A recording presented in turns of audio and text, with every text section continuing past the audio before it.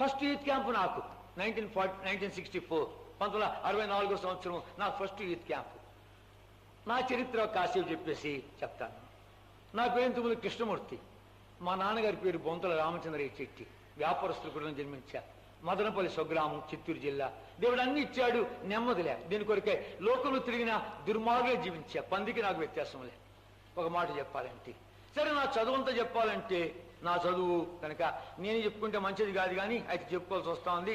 నాకు పద్మశ్రీ బిరుదు ఇచ్చారు కనుక, చాలా పెద్ద బిరుదు అది. పద్మశ్రీ బిరుదు ఇచ్చారు ఎందుకంటే ప్రతి క్లాసులో నమ్మకంగా 2 ఏళ్ళు చదివినా.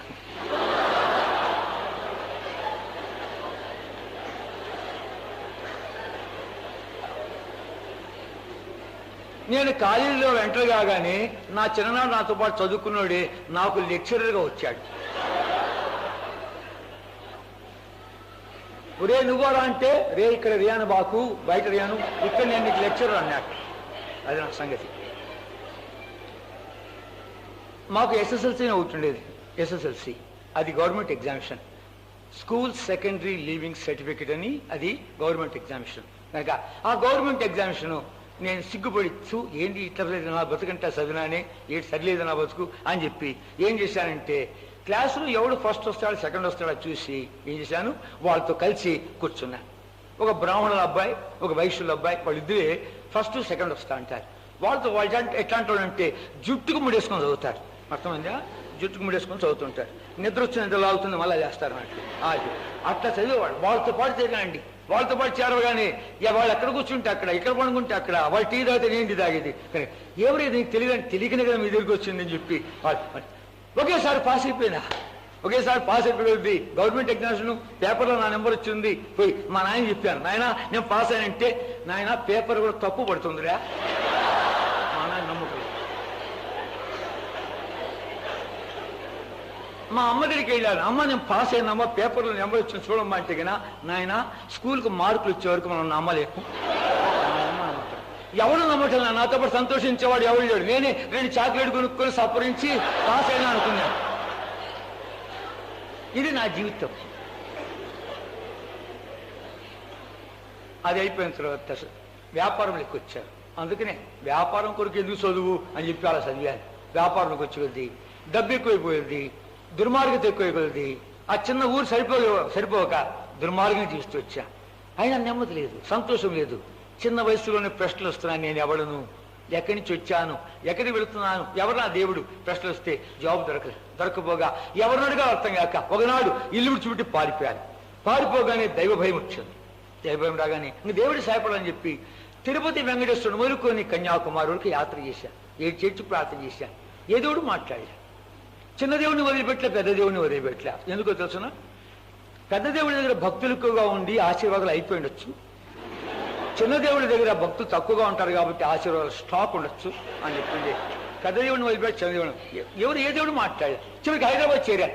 హైదరాబాద్ చేరితే హైదరాబాద్లో దేవుడు లేడు, దయ్యం లేదు అని చెప్పి నాస్తికుడు అయిపోయాను. అయినంత మాత్రం నెమ్మది ఉందా? నెమ్మదిలే, ఏం అర్థం కాలే.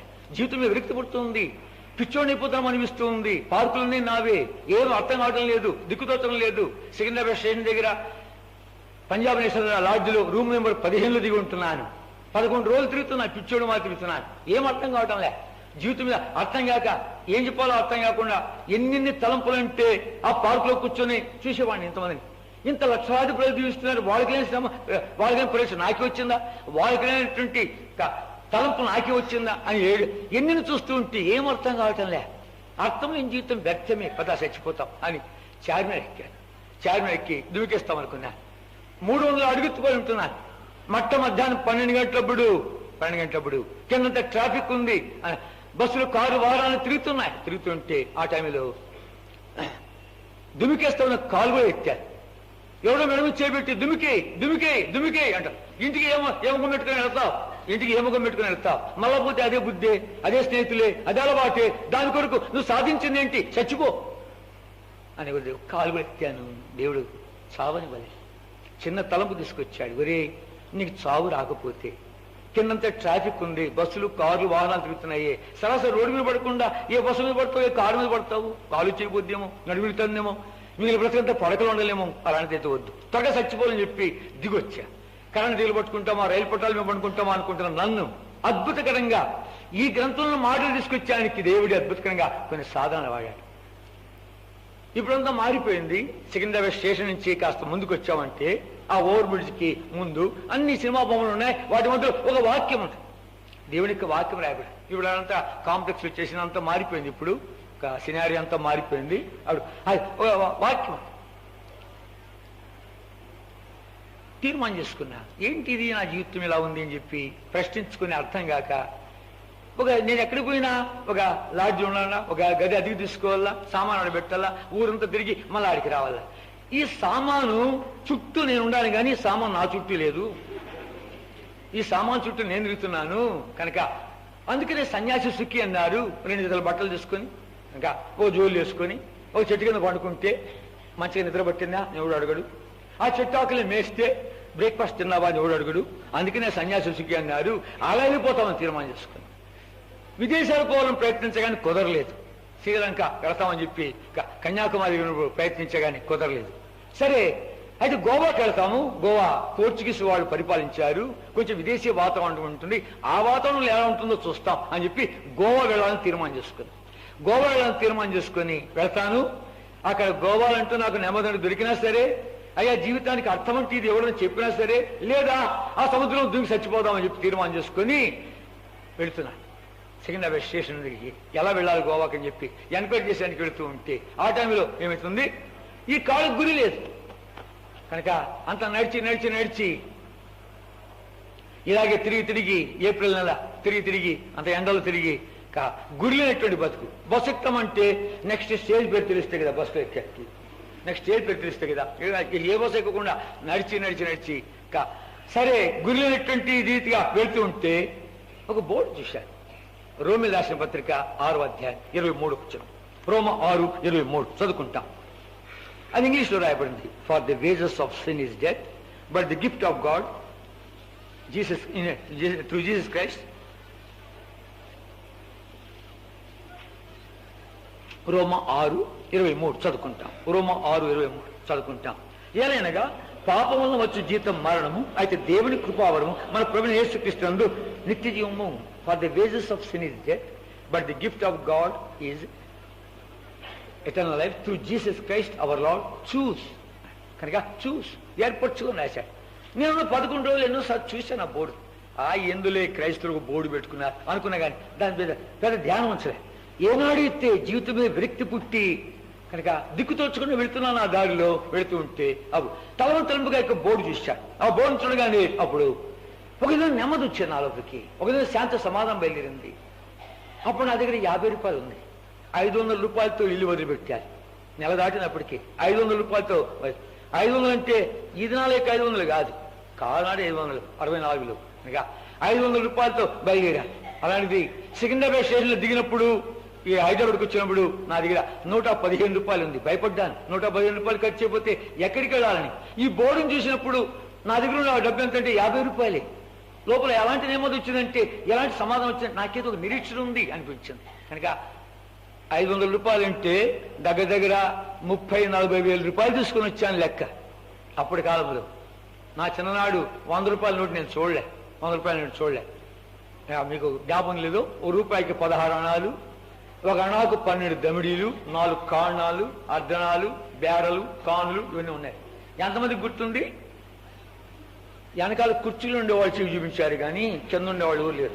ఇక్కడ ఇద్దుండా కింద ఉండొచ్చు. కనుక అది దమిడి అంటే ఒక రూపాయికి 192 దమిడీలు ఉన్నాయి. ఒక రూపాయికి 192 దమిడీలు. నయా పైసా కంటే తక్కువే. మా నాన్న నాకు అర్ధనా ఇచ్చాడంటే దాంట్లో 6 దమిడీలు ఉన్నాయి. 6 దమిడీలు అంటే ఒక దమిడికి ఈ బొంగు పిల్లలు అంటారే, మురమరాలు అంటారే, పొడుగులు అంటారే రాజ్యంలో, అవి ఒక దమిడికి ఈ జోబు నుండి పై జోబు నుండి దోశల నుండి ఇంక వేడబెట్టి ఉంటాం ఉండు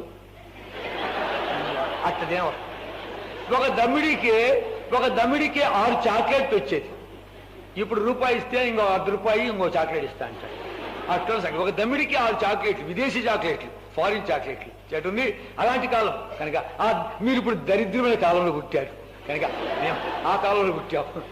గమనించామంటే ఇప్పుడు ఆ 50 రూపాయలు ఉన్నప్పుడు భయపడ్డాను. అలాంటిది ఆ 50 భయపడినప్పుడు నా లోపల ఎంత నెమ్మది వచ్చిందంటే, ఎంత సంతోషం బయలుదేరుతుందంటే, నాకేదో నిరీక్షణ ఉంది, నాకేదో దొరికింది అనిపించింది. ఆ బోర్డుకి నా అడ్రస్ ఉంటే అడిగి వెళితే వాళ్ళు నన్ను కొద్ది గొప్ప ఆదరించి హైదరాబాద్ హెబ్రోన్ చెప్పారు. అయ్యా, రేపు ఆదివారం నీకేం పని లేదు కదా, నువ్వుగానే వెళ్ళావంటే అక్కడ దేవుని బిడ్డను చూస్తావు, దేవుని వాక్యం వింటావు, దేవుని సన్నిధి స్పృశిస్తావు, చక్కని పాటలు, అంతేకాదు దేవుని వాక్యం కూడా వింటావు, చాలా బాగుంటుంది, వెళ్ళరాదంటే మరుసటి రోజు ఏం పని లేదు కాబట్టి నేను వెళ్ళా. వచ్చి హెబ్రోన్కి వచ్చా. వచ్చే కొద్ది నేను మొట్టమొదటిగా వచ్చిన వాడిని, ఎవరు లేరు. నేను వచ్చి కూర్చోంటే నా పక్కన 2-3 కూర్చున్నారు. మనం పాట పాడతాం, అందరూ ముందుకు రండి అని గురించి. అందరూ ముందు కంటే ఉండేది 4 కనుక అందరూ ముందుకు రండి అంటే ఈ పక్క 2, ఈ పక్క వాళ్ళు వెళ్ళిపోయారు. నేను ఒకటి ఏం బాగుంటుంది, నేను ముందుకు వెళ్ళిపోయాను. నేను పోయి కూర్చున్నాను. కార్యక్రమం అంతా గమనించి చూస్తున్నాను. దేవుని ఏర్పాటు, ప్రతి విషయము, ప్రతి సంగతి నన్ను తాకుతూనే ఉంది. నా కొరకు దేవుడు కేటాయించిన సమయం అది. కనుక వాళ్ళు పాట పాడుతుంటే, వర్తమానం ఇస్తుంటే, ఏమిచ్చారో నాకు అర్థం కాలేదు కానీ అయితే ఆరాధిస్తున్నారు. వాళ్ళు ఆరాధిస్తుంటే ఆ ఆరాధన వాళ్ళు ఏం మాట్లాడుతూ అంత గమనించలేదు కానీ దేవుడు సన్ని గుర్తిస్తున్నారు. అంతేకాదు వాళ్ళు పొలవులు ఎత్తుంటే ఆ పొలవు చూసి, ఇంత బాగుందే పాట, ఏంటి ఇంతే పాడారు, ఇంక 2-3 చరణాలు పాడితే ఎంత బాగుండు, ఇంకెవరన్నా పాడతారా అని చెప్పి నా హృదయం పాటల కొరకు ఎదురు చూస్తాం. తర్వాత బల్ల దగ్గర ఈ బల్ల వర్తమానం ఇచ్చారు. బల్ల వర్తమానం ఇచ్చిన తర్వాత అప్పుడు అందరికీ రొట్టె పంచి పెడుతున్నారు. బడి పెడుతుంటే నేను కన్ను తీసుకొని చూస్తున్నా, లేకపోతే మొత్తం తీసుకుందాము అనగా ఆ రొట్టె పంచి దగ్గర వస్తుంటే వీళ్ళంతా క్రమంగా తీసుకుంటున్నారు. ప్రతి కూడా కొంచెం గిల్లుకొని ఇస్తున్నారు. ఎంత బాగుంది ఇది. కనుక మాకు గుళ్ళో పోతే కన్నా నాకు స్వామి ప్రసాదం ఎగబడుతుంటే ఆయన చేతులు వేసిన నెత్తి మీద వేసిన ఆడేసిన అర్థంగా అతను మా సంగతి. ఎదురుపోతే ఎంత క్రమంగా ఇస్తున్నారు, ఎంత నమ్మకంగా ఇస్తున్నారని చెప్పి నేను కూడా కొంచెం తుంచుకొని కళ్ళకద్దుకొని నేను తిన్నాను. నాకు తెలిస్తే కదా సంగతి. ద్రాక్షాసం వచ్చింది, అది అలాగే ఉంది. బాబుకు చుక్క ఎంత నమ్మకంగా తాగుతున్నారు వీళ్ళు. నేను చూసింది మేలు, లేకపోతే మొత్తం కాజేసిందును కనుక నేను ఒక చుక్క తాగు. ఇది అయిపోయిన తర్వాత ప్రార్థన చేశాడు దైవజనుడు ప్రార్థన చేస్తుంటే నేను అనుకున్నా, ఇన్ని ఊళ్ళు, ఇన్ని పేర్లు, ఇన్ని రోగాలు ఎవరిగా పెట్టుకుంటాడు నా తండ్రి, పట్టి ఏమైనా చదువుతున్నాడు ఏంటి చెప్పి నిక్కిరికి చూశా.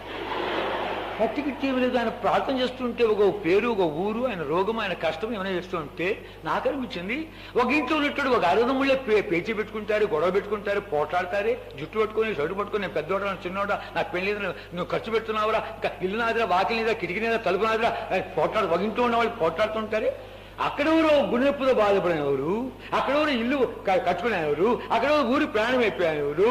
కనుక ఈయనకేం పట్టింది, మోకాలు మీకు వచ్చి పేరు పేరున ప్రభా ఆయనకు తోడుకోండు, క్షేమంగా చేర్చు, ప్రభా ఇల్లు కడుతున్నాడు, సరైన వస్తువులు సరఫరా చేయి, ప్రభా ఆయన గుండెలతో బాధపడుతున్నాడు, ఆయన కొరకు ఏం బట్టి ఆయనకు పేరున జ్ఞాపకం చేసుకునే వాళ్ళ కొరకు ఎంత బతిమాడడానికి అని ఆ ప్రేమ ప్రార్థన నన్ను తాకింది.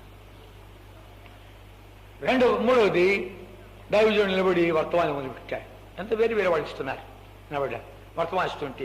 ఒకసారి చూశాడు ఎంతమంది వచ్చారు. చూసేది దగ్గర ఇంతమంది వచ్చి ఉంటారు అనుకో. హైదరాబాద్ హెబ్రోన్ అటువైపు హెబ్రోన్ ఇంతమంది వచ్చి ఉంటారు, ఇంతకంటే ఎక్కువ అనుకుంటా. నా సముద్ర మాద ఉంది.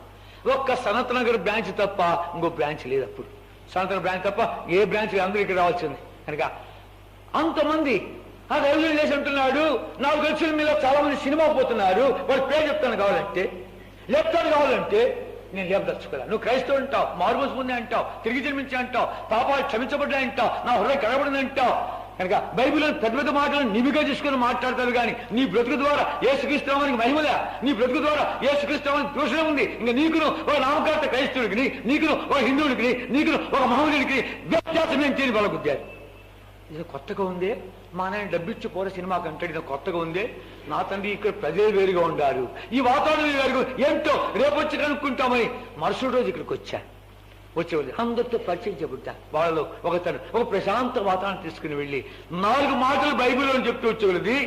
నా కొరకే ప్రభు కేటాయించిన సమయం అది. ఆయన మాట్లాడుతూ ఉంటే, నా వంక చూడకుండా నేను మాట్లాడుతూ ఉంటే కనుక ఆయన ఇటు మాట్లాడలేదు కానీ నా పాపాలను పట్టుకుంటున్నాయి.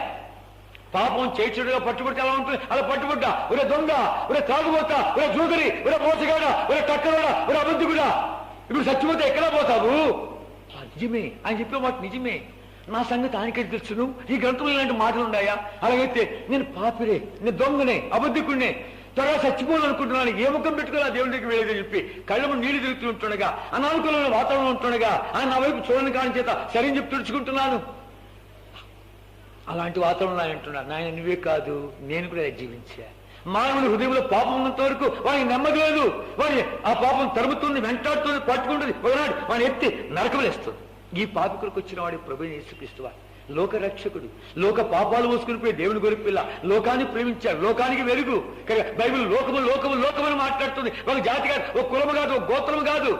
నీ పాపాల కొరకు బలిప్పాడు, నీ హృదయానికి అడుగడిగా రక్తం కాచాడు, సమాధిని గెలిచాడు, తిరిగి లేచినాడు, నీ లోపలికి రావాలనుకుంటున్నాడు, నడిపించాలనుకుంటున్నాడు. చాలా సంగతులు చెప్పాడు, అన్ని మర్చిపోయిన ఒకటి మాత్రం బాగా జ్ఞాపకం ఉంది. ప్రభుని యేసుక్రీస్తు వారిని విశ్వాసం ఉంచామంటే నీ యొక్క హృదయ భారము దొరిలిపోద్ది, బరువెక్కిపోయింది. దినానికి ఒక్క అబద్ధం ఆడాలి లెక్కేసుకుంటే వారానికి 7 నెలకు 30, సంవత్సరానికి 367, 10 ఏళ్ళకు 3650 అబద్ధాలు. మిగిలిన అబద్ధాలు నా వయసు, మిగిలిన పాపాలు అన్ని లెక్కేసుకుని ఇంటికి పెట్టుకుని హెచ్చరించుకుంటే నేను కనబడదింగా. ఇంత పెద్ద మూట బాబు దొరికిపోద్ది అంటే ఏం చేయాలి? ప్రార్థన చేస్తావా? అయ్యా నాకు రాదు, నేను చెప్పిన చెప్తావా? సరేనయ్యా. ఇద్దరు మోకాళ్ళ మీకు వచ్చాం. అక్కడ వేసే బొమ్మలే, మరిమ బొమ్మలే, సిలువలే, పటమలే, విగ్రహం ఏమీ లేదు. వచ్చేప్పుడల్లా ఆ స్థలం ఒకసారి చూసిపోతాను. ప్రభా ఇక్కడే కదా నన్ను నువ్వు రక్షించింది, ఈ స్థలం మీద కదా నన్ను ఒప్పించింది అని. కనుక ఆయన ఇంట్లో చిన్న ప్రార్థన చేశాను, మోకాళ్ళ మీకు వచ్చి. ఇద్దరు మోకాళ్ళకి వచ్చాం. యేసయ్యా పాపినయ్యా, దొంగనయ్యా, మోసగాడినయ్యా, అబద్ధకుడినయ్యా, చెడిపోయినానయ్యా, నాదే మంచి లేదు తండ్రి, ఈవేళ మరణిస్తే నేను నరకానికి పాత్రనేసయ్యా. ఈయన పాపముల కొరకే మీ శిలువలో బలైపోయినారంటేనే నమ్ముచున్నానయ్యా, ఒప్పుకుంటున్నానయ్యా, క్షమించు నాయనా, క్షమించావయ్యా, నీకే వందనాలు. ఈ పాపిష్ఠురాన్ని కడుగుటికాయ నీ పరిశుద్ధ రక్తాన్ని కార్చారంటేనే, ఆ రక్తంతో కడుగుతారంటేనే కడుగు నాయన, కడిగి వేసేవయ్యా, నీకే వందనాలు. ప్రభా మీరు చనిపోయి అలాగే వెళ్ళిపోయాడంట. 3వ నాడు మృత్యుంజయుడిపై తిరిగి లేచావంట. మీ సమాధి ఖాళీగా ఉందంట. ప్రభా నా లోపలికి వస్తావంటనే, నడిపిస్తావంటనే, రానైనా వచ్చినావయ్యా, నీకే వందనాలు. నా ఆత్మ ప్రాణ దేహం నీ చేతిలో పెడుతున్నాను, నేడు దినము నుండి ఈ దుష్టలోకములో నన్ను నడిపించమని యేసుక్రీస్తు ప్రభు నామమున పేరిట ప్రార్థిస్తున్నాను తండ్రి, ఆమేన్. పిల్లారే చిన్న ప్రార్థన. 1964వ సంవత్సరము ఏప్రిల్ నెల 27వ తారీఖున ఈ వాళ్ళకి సరిగ్గా 40 సంవత్సరాల 24 రోజులైంది. 40 సంవత్సరాల 24 రోజులైంది. వెళ్తుంటే బయటికి ఈ యొక్క దారంతా తెలుసు కాబట్టి దించిన తల ఎత్తకుండా వెళ్తున్నాను. నా లోపల ఏదో ఇరుతుంది అనిపిస్తుంది. వాడు సరే కరపతికి ఇచ్చారు. దిగినటువంటి పంజాబ్ నేషనల్ లాడ్జ్లో రూమ్ నెంబర్ 17లో వాడు తీసుకొని చదువుతూ ఉంటే ప్రభు యొక్క సన్నిధి గుర్తిస్తున్నా. ఇటు కనబడు తిరుగుతున్నట్లుంది, చదువుతుంటే తిరుగుతున్నట్లుంది, చూస్తే కనబడు భయమవుతుంది, సంతోషమవుతుంది. ఎన్ని లాడ్జ్ దిగి వచ్చాను, నెల దాటినప్పటికీ ఈ యొక్క లాడ్జ్లో కొత్త అనుభూతి. అబ్బా ఏదో నాకు దొరికింది. మళ్ళీ అక్కడికి వచ్చాను, ఫిబ్రవరికి వచ్చి బైబిల్ కొనుక్కొని చదువు పెట్టాను. చదువుతూ ఉంటే అలాగే నువ్వు మోకాళ్ళ మీద చదువుతూ ఉండు, దేవుడు మాట్లాడతానే ఉంది. అబ్బా నువ్వు మాట్లాడతావంట, ఎలా ఉంది నీ స్వరం వినాలి అని చెప్పి మోకాళ్ళ పడి అలాగే చదువుతూ ఉంటుండగా ఒక్కసారి స్వరమేగానే అబ్బా తట్టుకోలేక తలుపు గడిపెట్టి ఆపు ఇంకా తట్టుకోలేని చెప్పి నాట్యమానం మొదలుపెట్టాను. ఇంత సంతోషం ఉందా? 10 సంవత్సరాల క్రితం తెచ్చి ఇంత దుర్మార్గుడు కాకపోయింది ఏడ్చాను. అంత సంతోషం. నా డబ్బు ఇవ్వలే, నా చదువు ఇవ్వలే, నా తల్లిదండ్రులు ఇవ్వలే, నా కులగోత్రాలు ఇవ్వలే, తిరుపతి వెంకటేశ్వరుడు ఇవ్వలే, మధుర మీనాక్షి ఇవ్వలే, తిరువణామలై, నాగర్కోయిల్, కన్యాకుమారి ఎక్కడ దొరకనిది 27వ తారీఖున ఏప్రిల్ నెల 1964వ సంవత్సరం సోమవారం ఉదయం దాదాపు 10 గంటలకు యేసయ్య పాపులేంటి ఇచ్చాడు. ఎంతటి మార్పు అంటే జీవితంలో మా అమ్మ మా నాన్న చూసి మా వానికి ఎవరైనా పిచ్చి పట్టిందని పిచ్చి ఆసుపత్రిలో 3 రోజులు ఇచ్చారు. యేసు ప్రభు పూర్తిగా మార్చిపడేసి అంతేకాదు కనుక మాట్లాడుతున్నాడు, ప్రార్థన జవాబిస్తున్నాడు, పాపం మీద విజయం ఇస్తున్నాడు. సినిమాలు పోయా, దొంగతనం పోయా, అబద్ధం పోయా, బిడి చేయడం ఎంతగా మార్పు అంటే పీడ. మరో అందరి మీద సరిచేసుకుంటున్నాను. మారు మనసుకి తగిన ఫలం ఫలించుడి అని దేవుడి వాక్యం రాయబడింది. కానీ ఆయన వెళ్ళి సరిచేసుకుంటున్నాను. మా నాన్న చెప్పారు, మా అమ్మ చెప్పారు, నేను దొంగ బతుక దొంగ అని పిలువ అని చెప్పు. నువ్వు ఎక్కడ పుట్టావో మా ఇంట్లో తండ్రి అంత దొంగ దొంగ అంటున్నా ఉంటుంటే కనుక నా సంగతులు అన్నీ అందరికీ చెప్పేస్తున్నా. కనుక మా అక్కతో చెప్పాను, అక్క మీరు హుండీలో డబ్బు వేసుకుంటే నేను ₹1 మీరు పండుకున్నప్పుడు తీసి దాన్ని దొంగిలించాను అని నన్ను దొంగ అని పిలువు. ఇంటికి అందరినీ సర్జెసుకుంటూ ఉంటే ఎవరో వచ్చి అడిగితే ఏంటి మీ వాడి సంగతి ఏదో వింటున్నా ఉంటే మమ్మల్ని అడగవాకు, వాడి బతుకు వాడు చెప్తాడు, అడుగుతున్నాడు పోనీ అందరికి రుద్దురుది చెప్తున్నా. కనుక ప్రియుడా అందరిని మార్పు ఇచ్చాడు. అంత మాత్రమే కాదు, యూత్ క్యాంప్కి వచ్చాను. First youth camp 1964. అప్పటికే నన్ను పంపించిన మా నాన్న వాళ్ళు 2 రోజులు అయిపోయింది. చివరి 3 రోజులకు వచ్చాను. చివరి 3 రోజులకు వస్తే అది ఫస్ట్ యూత్ క్యాంప్ 1964 300 మందితో స్టార్ట్ అయింది. ఎంతమంది? 300 మంది అంతే. ఇంకా బ్రదర్స్ సిస్టర్స్ అందరూ కలిపి ఒక 300 మంది ఫస్ట్ యూత్ క్యాంప్ కనుక 300 మంది వచ్చానికి నన్ను పంపించేది కష్టం మీద పంపించా. రే నీకేదో నెమ్మది దొరికిందని పంపిస్తున్నాను కానీ నిన్ను పంపించేదానికి మాకు నెమ్మది లేదురా అన్నారు. మా అమ్మ నిన్ను చూడు మన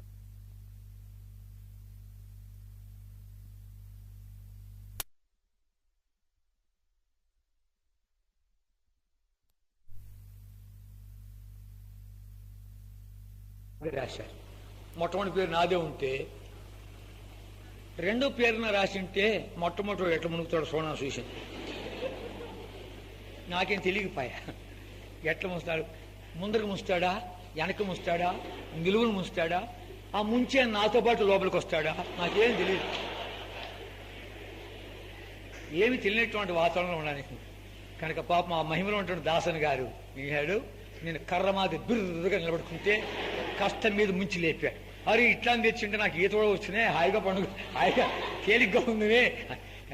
సరే అది అయిపోయిన తర్వాత స్పాంటేనియస్ గా నువ్వు లోపల నేర్చుకున్నావు, విధేయత చూపించే నేర్చుకున్నావు అంటే దేవుడు ఎలా నడిపిస్తాడని చెప్పి చాలా ఇంపార్టెంట్ అన్నమాట.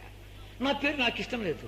కృష్ణమూర్తి అంటే అందరూ నా వంక చూసేవాడు, నా వైపు చూసేవాడు. అరే ఈ యొక్క గోపికాలుడు, ఈ యొక్క గంగల దొంగ, ఈ పేరు నాకొద్దు, వీడొద్దు నాకు. ఇక మా నాయన అన్నాయంట వీడికి రాధాకృష్ణుడు అని పేరు పెడితే బాగుండు కదా అని మా అమ్మ తన్నాయంట. అంటే వీడికి ఇప్పుడే రాధా ఎందుకు, వద్దులే మనకి కృష్ణుడు పెట్టి చాలు అని. ఈ పేరు నాకెందుకు, నా పేరు మార్చుకోవాలి. అప్పుడు భక్సింగ్ గారు ఎలాంటి వాళ్ళు అంటే అందరిని ఒక్కొక్కరు నిలబెట్టి ప్రశ్నించేవాళ్ళు. ఇప్పుడు మూకమ్మలు అందరు నిలబడి ఒకసారి చెప్పండి అని చెప్పి ప్రశ్నించేవాళ్ళు. గుంపులు గుంపులు చేసి హస్తనిచ్చి చెప్పిన. అప్పుడు అలా కాదు, అప్పుడు 48 మందికి 48 సార్లు నిలబెట్టి ప్రశ్నించారు. 48 మంది వరుసగా ఒక్కొక్కరిని పిలిచి మళ్ళా హస్తనిక్షేపణ. అలాంటిది హస్తనిక్షేపణ సమయంలో భక్సింగ్ గారు మొట్టమొదటి మళ్ళా నా పేరే పిలవగానే స్పాంటేనియస్ గా అనుకోకుండా నా లోపల నుంచి ఏమొచ్చానంటే brother please change my name అన్నాను. నా పేరు మార్చాను నేను. అది మంచి సమయం నాకు తెలీదు. నా పేరు మార్చేశారు. మన పేరు సహోదరుడు కృష్ణమూర్తి తన పేరు మార్చుకొని కోరుతున్నాడు కాబట్టి నేడు నుండి ఇతనికి తిమోతి అని నామకరణం చేస్తున్నాం అని చెప్పి పేరు పెట్టాడు. కృష్ణమూర్తి చచ్చిపోయాడు, తిమోతి బతికాడు. ఇంకా ఆ తిమోతి నేనే. చివరి రోజు దైవజనుడు బలమైన వర్తమానం ఇస్తున్నాడు. దేవుడి సేవకుడికినటువంటి వర్తమానం ఇస్తూ ఉంటే అంత అయిపోయిన తర్వాత పిలిపించాడు. పిలిపించినప్పుడు ఏమంటున్నాడు కనుక ప్రభుకు కావాల్సింది నీ డబ్బు కాదు, నీ సమయం కాదు, నీ బలము కాదు, ప్రభు నిన్నే కోరుతున్నాడు అని పిలుస్తున్నాడు. నేను అనుకుంటున్నాను నానే ఈ సేవ అంటే మనకేం తెలుసులే అనుకుంటా. అంటే మనకేం తెలుసు అనుకోవద్దు అని అనుకునే నేను ఏమనుకున్నా అదే మాట్లాడతాడే అంటే లోపల గందరగోళం అవుతా ఉంది. అమ్మ చేయెత్తు ఏమవుతుంది, చేయెత్తు ఏమి కాదు అమ్మ నేను అనుకునే మాట్లాడతాడు. నేను ఏమనుకుంటే అదే మాట్లాడతాడు అనుకుంటుంటే లోపల కలవరం ఎక్కువైతా ఉంది. నేనేమనుకుంటే అదే మాట్లాడుతున్నాడు కనుక అని కొద్ది ఓమై కలవరం ఎక్కువ కొద్ది కాస్త నెమ్మదన వస్తుందని చేయిస్తాడు. కాస్త నెమ్మది వచ్చాను. ఆర్తిగా 64వ సంవత్సరంలో నాకు తెలిసి 11 మంది సేవ సమర్పించుకున్నారు. బ్రదర్స్ 11 మంది సిస్టర్తో కూడా కొంతమంది సమర్పించుకున్నారు. సరే అయిపోయిన తర్వాత భక్సింగ్ గారు ఇక్కడ ఉండమంటే లేదు నేను వెళ్ళాలి, నేను అబద్ధం ఆడకూడదు, చెప్పొచ్చాను పలానా తారీఖు వస్తా అని చెప్పి అనుకుంది. చాలా నేను ఒత్తిడి చేస్తే పంపించగానే త్వరగా వచ్చేసేయి అన్నాడు భక్సింగ్ గారు.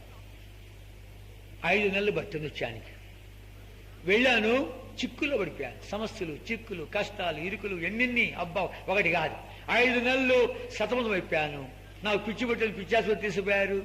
తర్వాత నాకు ఎవడో మందు పెట్టాడని మందు చూపించడానికి వెళ్ళారు. ఏదో మఠంలో పెట్టేస్తే బాగుంటుంది హిందువుల మఠంలో, అక్కడ వానికి తిక్కబుద్దుతుంది, రకరకాలుగా ఎన్నెన్నో చేశారు. అన్నీ అయిపోయింది.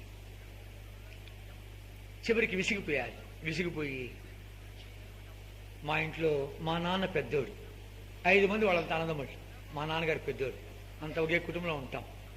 3 అంతస్తుల మేడ, చాలా వ్యాపారాలలో భాగాలు ఉంటాయి. ఒక వంట మనిషి, ఆయన అందరికీ వడ్డిస్తాడు. ఇక పురుషులంతా ఒకసారి భోంచేస్తారు, స్త్రీ అంతా ఒకసారి భోంచేస్తారు. మా నాన్నకు నేను 2వ కొడుకుని.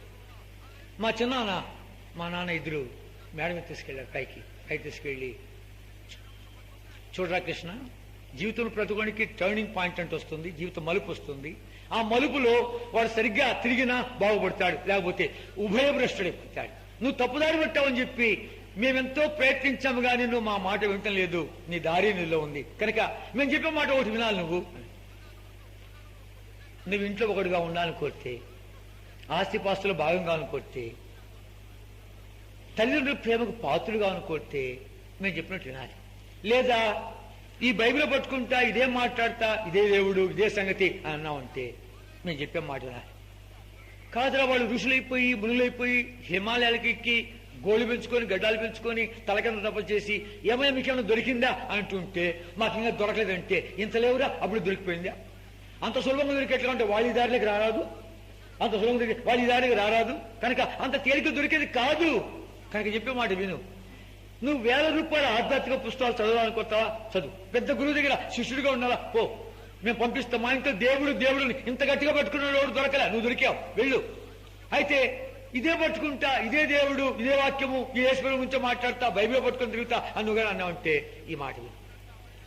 తల్లిదండ్రుల ప్రేమకు దూరం అయిపోతావు, కులవృష్టుడైపోతావు, మతభ్రష్టుడైపోతావు, ఇంట్లో ఒకటి చచ్చిపోయినా అనుకుంటాం, ఆస్తిపాస్తులు చిల్లుగమైనా రాదు, తేల్చుకొని 2 రోజుల్లో మాకు జవాబు చెప్పాలి అనుకుంది. భయమైంది, చిన్న వయసు, భయమైంది.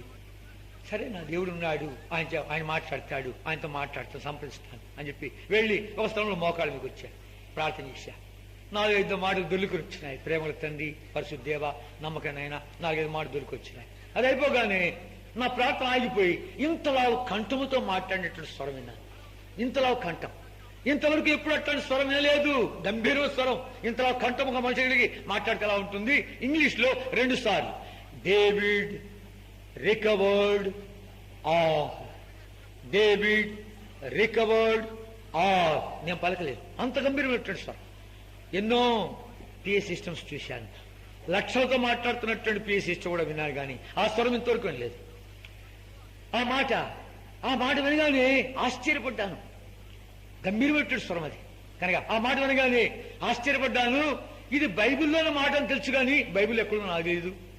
హెబ్రోన్లో ఒకసారి కొన్ని పనులు చేసి ఆడ కూర్చోంటే, ఇలాంటి షెడ్ ఎక్కడ మాకు ఉంది, షెడ్ ఉంది ఈ మూల మీద, ఆ షెడ్ కూర్చోంటే ఆ పక్క గదికి ఈ పక్క గదికి మధ్యలో గోడ ఉంది, ఇంతవరకే ఉంది, రేకులు ఇంతవరకు ఉన్నాయి కాబట్టి ఖాళీ ఉంది. ఆ పక్క 2 బ్రదర్స్ మాట్లాడుతున్నారు.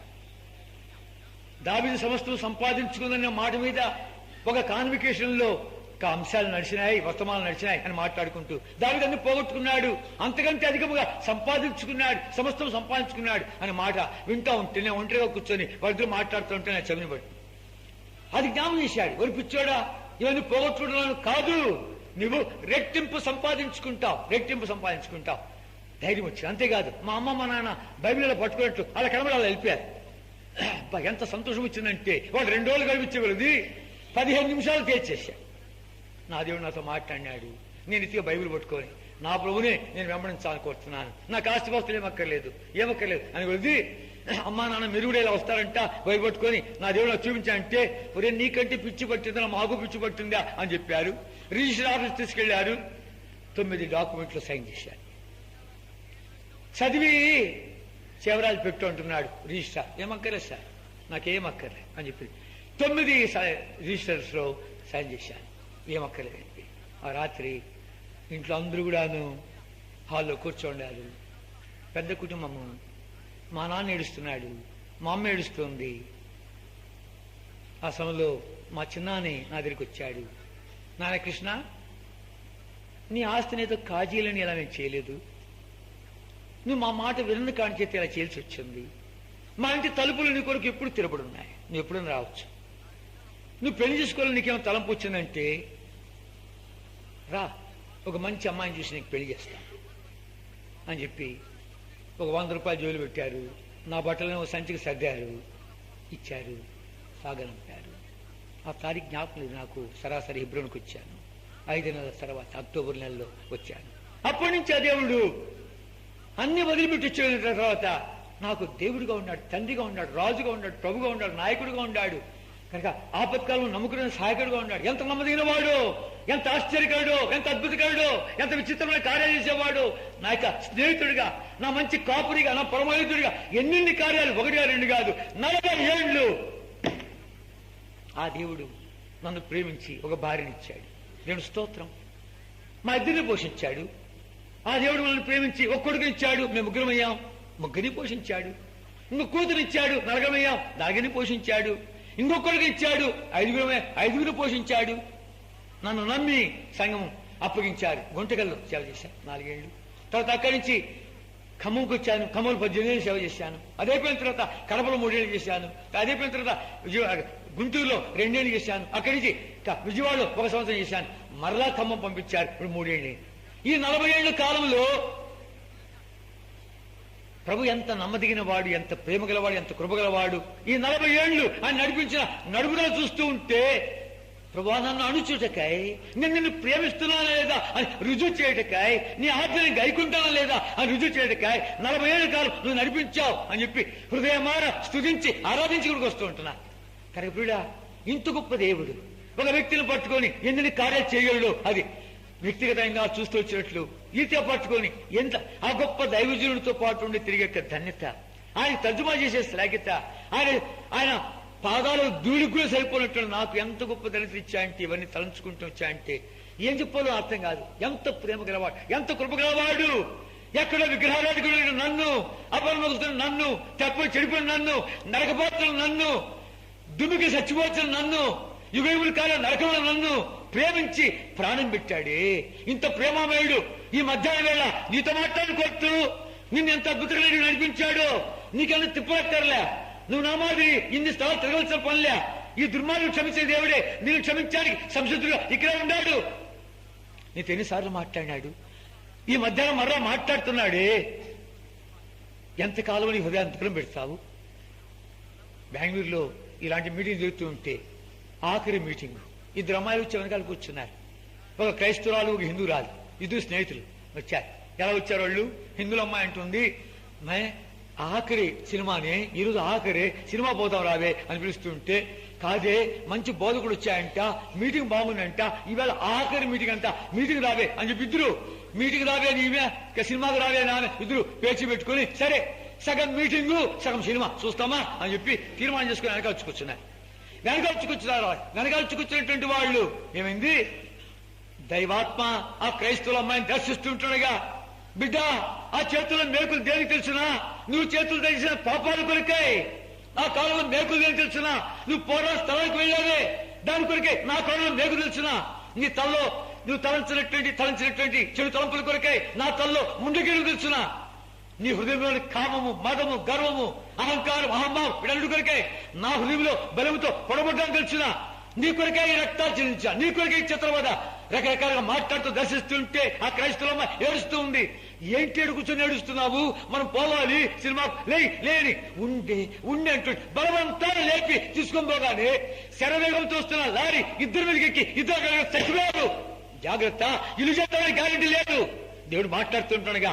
20 సార్లు మాట్లాడినాడు, ఈవేళ మళ్ళీ పట్టుకొచ్చినతో మాట్లాడుతున్నాడు. ఈ మాటగా లోపడిపోతే నీ జీవితం అంతే. వద్దు, జీవితంలో ఆడుకోబాకు, పాపంతో ఆడుకోబాకు.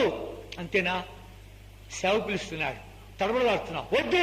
ఇదిగో మన మామ చూడు, సేవ పిలుస్తుంటే ఏం మాట్లాడుకున్నా వెంటనే ప్రభా ఇంప్లిసిటీ ఒబీడియన్స్ చూపించే వచ్చాయి. నువ్వు చూస్తావు, మహిమల కార్యాలు చూస్తావు, అద్భుతమైన కార్యాలు చూస్తావు. ఆ దేవుని మహిమ కొరకై వాడు కూడా పాత్రగా సాధన తయారుతావు. రండి ప్రార్థన చేసుకుంటాం. పరిశుద్ధ తండ్రి, జీవన దేవ, మా నమ్మకం రాజా, తిరిగి మీ ప్రియ పాదం చెంత ప్రభు రక్షణలో యేసుక్రీస్తు వారి అతి శ్రేష్టమైన ఘనమైన మహిమల ఔన్నత్యమైన నామపేట ఈ సాయంకాల వేళలో ప్రభు మాతో మాట్లాడికై, యవనస్తులతో మాట్లాడికై 40 ఏళ్ల విషయం తండ్రి ఒకసారి మళ్ళా నాకు స్మరణకు తీసుకొచ్చేందుకు స్తోత్రాలు చేస్తున్నా. ప్రియ తండ్రి, ఈ రీతిగా నీ బిడ్డలతో పంచుకోగలిగినటువంటి ఈ దౌర్భాగ్యుని కలిగించావి. మా తండ్రి యొక్క దుర్మార్గులను క్షమించావి ప్రభా.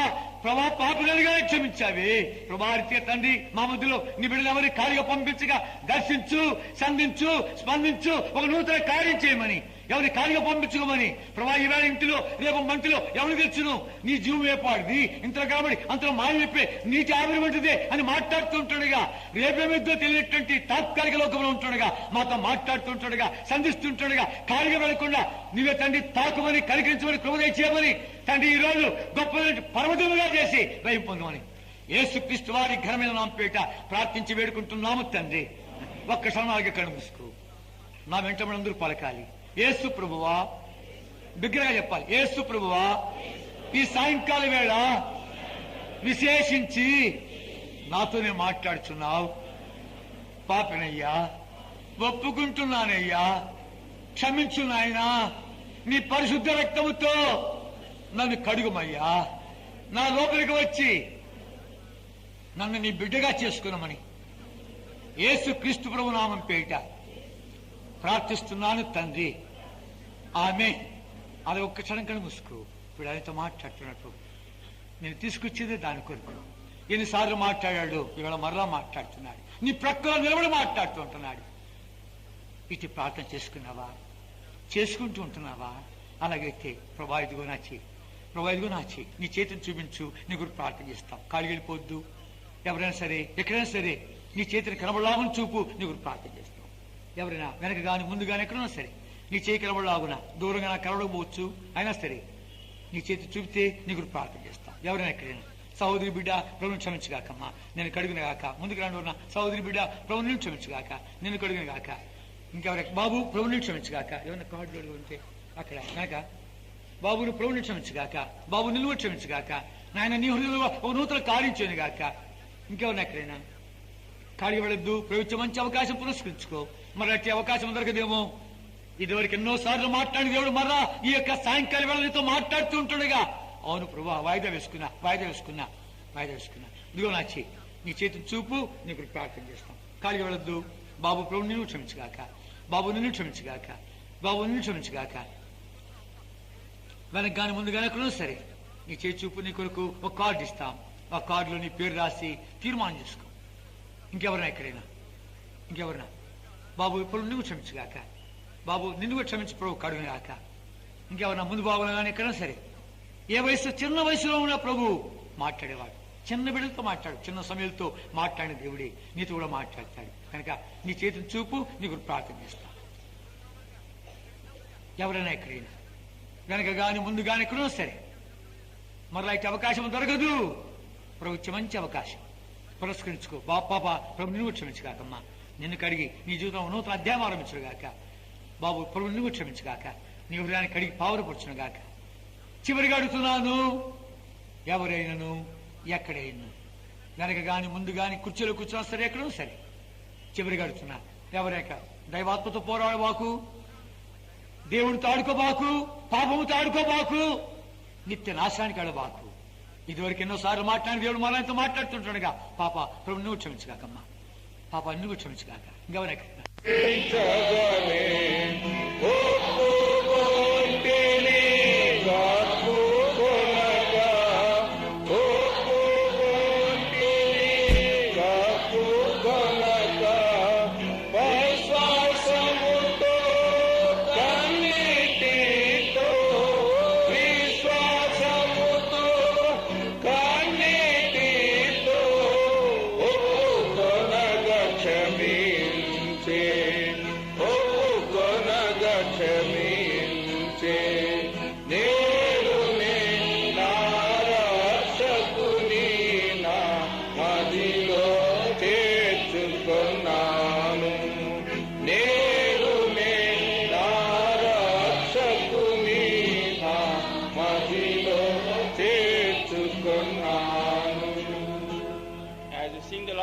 we request all those who have taken the decision cards to come forward, please. Brothers, this side and sisters this side. ఎవరైతే డిసిషన్ కార్డ్స్ తీసుకున్నారో వాళ్ళందరూ కూడా సహోదరుల వైపు రండి. సహోదరులు సహోదరుల వైపు వచ్చి నిల్చోండి. కూర్చోండి. Then we'll speak to you for some time and then we'll pray with you. మీతో ఒకసారి మాట్లాడి మీతో ప్రార్థన చేసడానికి కొంతమంది పెద్ద సహోదరులు ఇక్కడ ఉన్నారు. Last verse. తుడిచితిననే ప్రభు నా పాపములు, తుడిచితిననే ప్రభు నా పాపములు, జ్ఞాపకముంచు కొననని చెప్పే, జ్ఞాపకముంచు కొననని చెప్పే, మంచు విడచి పోయిన రీతి, మంచు విడచి పోయిన రీతి, నా పాపము తొలగి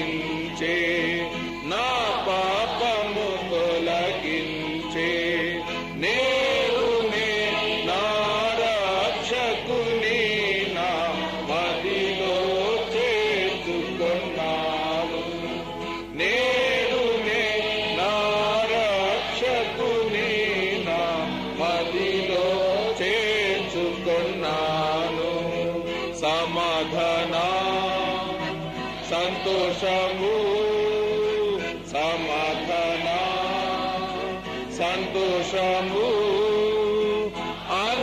అనుభవించితి నేను అనుభవించితి నేను నేడునే నా రక్షకుని నా మదిలో చేర్చుకున్నాను నేడునే నా రక్షకుని నా మదిలో చేర్చుకున్నాను.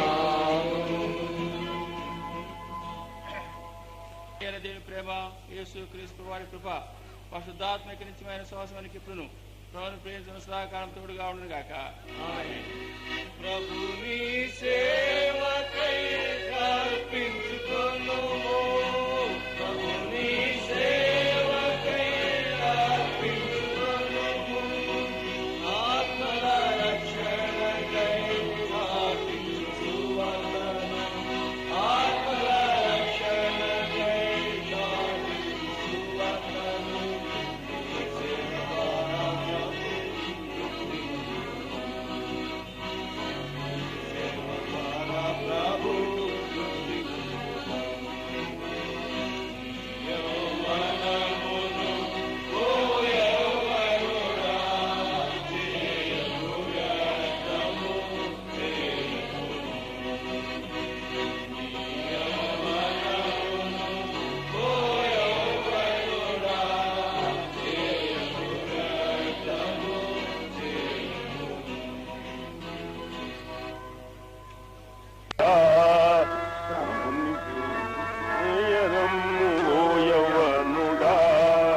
ప్రభుని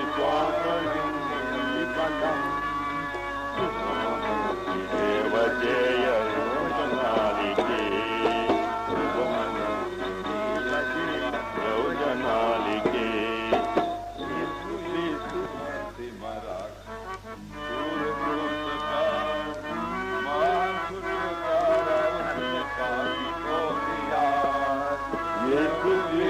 సిలువపై మరణమాయను చేసెను పాపికి గొప్ప విడుదల నొసగెను మానవులకు నిత్య జీవము నొసగెను మానవులకు నిత్య జీవము వాసిగా ప్రజలలో తెలియజేయవా వాసిగా ప్రజలలో తెలియజేయవా ప్రభుని సేవ చేయరమ్ము ఓ యౌవనులా ప్రభు స్వార్థించి బలం శుభమునేటి సేవ చేయ యువజనానికి శుభమునేటి సేవ చేయ యువజనానికి పాపవస్త్రములను తీసే ప్రభు క్రీస్తుడు ఆయను ఓ యౌవనుడా పాపవస్త్రములను తీసే ప్రభు క్రీస్తుడు శాపగ్రాయను ఓ యౌవనుడా కప్పెను రక్షణ వస్త్రము నీకు కప్పెను రక్షణ వస్త్రము నీకు తప్పక ప్రకటింపవా గొప్ప రక్షణ తప్పక ప్రకటింపవా గొప్ప రక్షణ ప్రభుని సేవ చేయరమ్ము ఓ యౌవనుడా ఈ బలం శుభమునెట్టి సేవ చేయ యువజనానికి శుభమునెట్టి సేవ చేయ యువజనానికి పాదములకు సువార్తనే చెప్పులొసగెను హృదయమందు శాంతి ఆనందమొసగెను పాదములకు సువార్తనే చెప్పులొసగెను హృదయమందు శాంతి ఆనందమొసగెను శోధన బాధలెన్నో నీకు ఉన్నవు శోధన బాధలెన్నో నీకు ఉన్నను నాదు నీ సువార్తను నాదుని సువార్తను బోధపరచవా ప్రభుని సేవ చేయరమ్ము ఓ యవ్వనుడా ప్రబల చేయు ప్రభు సువార్త కిమ్ము నీ బలం శుభమునిటి సేవ చేయ యువజనాళికి శుభమునిటి సేవ చేయ యువజనాళికి తప్పిపోయినట్టి నిన్ను కనికరించెను గొప్ప విందు చేసి ఉంగరమును పెట్టెను తప్పిపోయినట్టి నిన్ను కనికరించెను గొప్ప విందు చేసి ఉంగరమును పెట్టెను తప్పులన్నీ మన్నించేను గొప్ప దేవుడు తప్పులన్నీ మన్నించేను గొప్ప దేవుడు తప్పక క్షమించవా నీ విరోధులన్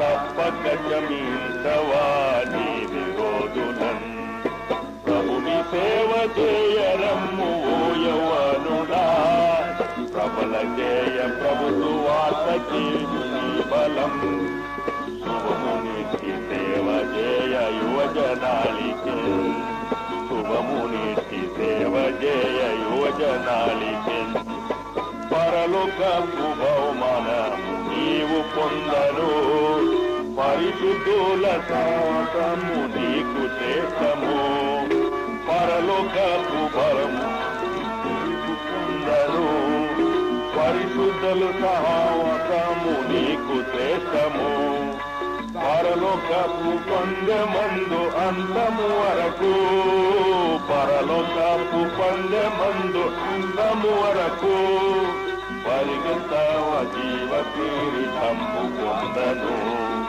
పరిగెత్తావ జీవ కిరీటము పొందను సేవ చేయరమ్ము ఓ యవ్వనుడా జయ ప్రభు స్వార్థ జిన్ను నీ బలం శుభమునిటి సేవ జయ యువజనాళి